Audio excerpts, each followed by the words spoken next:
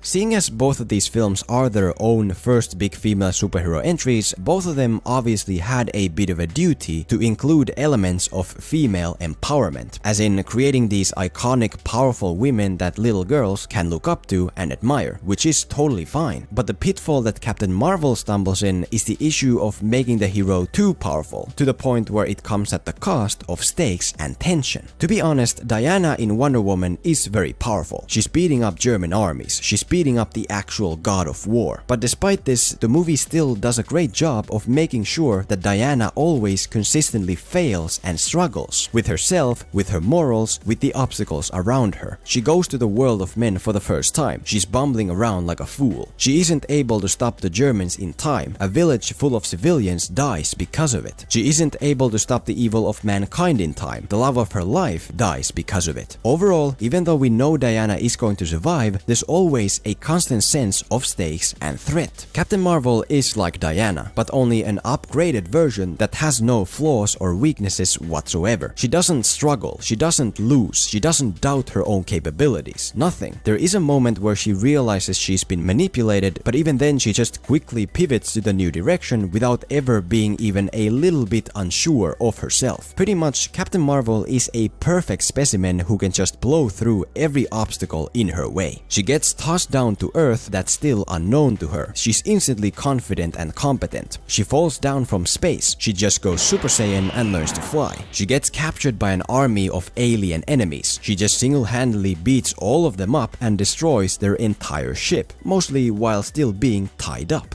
You guys wouldn't happen to know how these things come off, would you? No? Fine.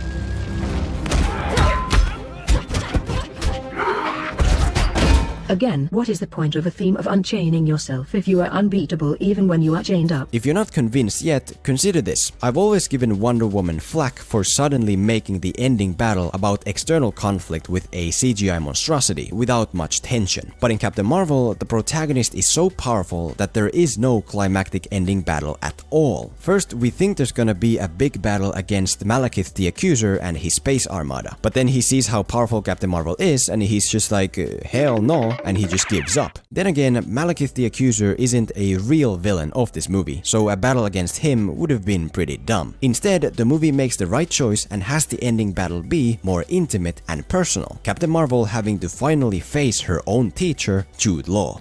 Oh boy, this is it. No more distractions. These two are finally clashing together one-on-one. Teacher versus the student. Control versus emotion. The master versus the Padawan.